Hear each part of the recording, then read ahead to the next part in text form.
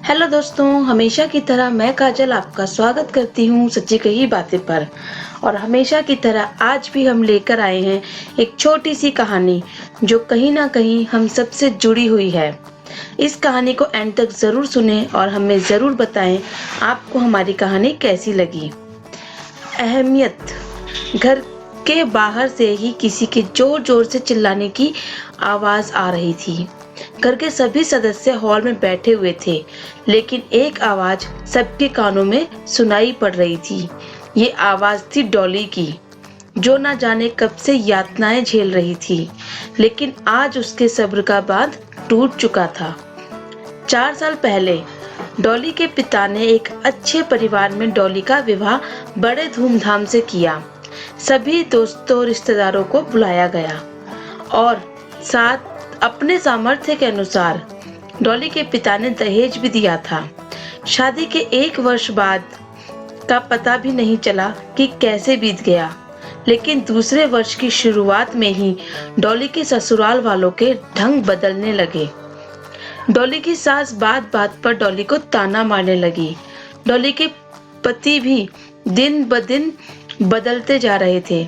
ऐसा बर्ताव उसके साथ क्यों हो रहा था, इस बात से वो बेचारी बिल्कुल अनजान थी। दिन बीतते गए, डॉली पर यातनाएं बढ़ने लगी।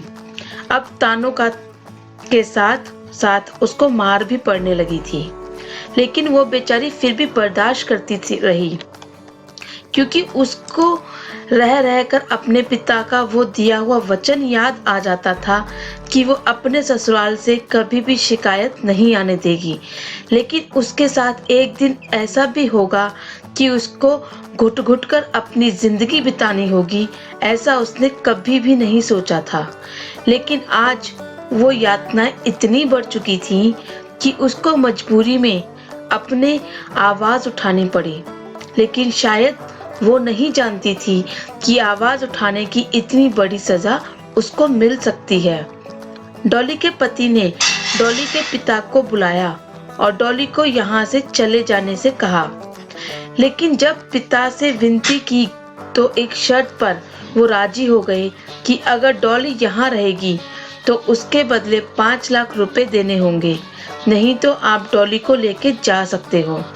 डॉली के पिता ने जब ये बात सुनी तो पैरों के नीचे से जमीन निकल गई। इतनी बड़ी रकम कहाँ से लाएगा? लेकिन बेटी की खुशियों की खातिर डॉली के पिता ने अपनी जमीन बेच दी और 5 लाख रुपए डॉली के ससुराल वालों को दे दिए। रुपए मिलने के बाद कुछ दिन तक हालात सामान्य रहे, लेकिन कुछ दिनों के बाद फिर से डॉली को यातनाएं मिलने लगी। इस बार उस पर इतने अत्याचार हुए कि उसने अपने पिता के घर जाने का फैसला किया। रात के 8 बजे होंगे, डॉली ने अपने पिता को फोन किया और उसको यहाँ से ले जाने की जिद की। डॉली के पिता ने डॉली को आश्वासन दिया कि वो सुबह उसको लेने आ जाएंगे, लेकिन वो बेचारे कहाँ जानते थे कि ये रात डॉली के ऊपर कौन से कहर बरसेगा। और जिसका डर था वही हुआ।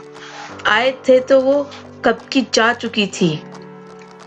सुबह हुई, डॉली के पिता सूरज की पहली किरण के साथ ही डॉली को लेने आ गए थे, लेकिन जिसको लेने आए थे वो कब की जा चुकी थी इस दुनिया से। अपनी जमीन जायदाद बेचने के बाद भी एक पिता अपनी बेटी की खुशियां नहीं दे पाया था। डॉली के ससुराल वालों ने उसको मार दिया था। आज न जाने कितनी डॉली पर ऐसे अत्याचार हो रहे हैं और न जाने कितनी डॉली अपनी जिंदगी से मुंह मोड़ रही हैं। मैं उन लोगों से पूछती हूँ जो ऐसा नीच काम करते हैं कि उनको ऐसा करते हुए जरा भी दया नहीं आती क्या? वो कभी नहीं सोचते कि वो भी किसी की बहन की भाई या बेटी के पिता होंगे। प्लीज मत कीजिए ऐसा, क्योंकि कल आपकी बहन या बेटी भी किसी के घर की बहू बनेगी। दोस्तों, उम्मीद है आपको हमारी कहानी जरूर पसंद आई होगी। इसे लाइक करें, शेयर करें और कमेंट बॉक्स में हमें बताएं कि क्या ये करना सही है। Thank you.